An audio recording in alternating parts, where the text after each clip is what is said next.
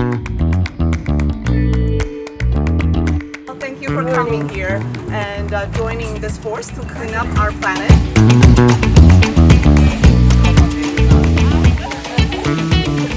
On a given day, we normally pick out about 12 to 15 pounds a person.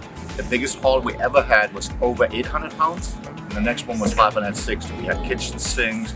We actually had an ocean-going life safety raft that we pulled out. Fire extinguishers and all kinds of things that you wouldn't expect to be dropped in the river.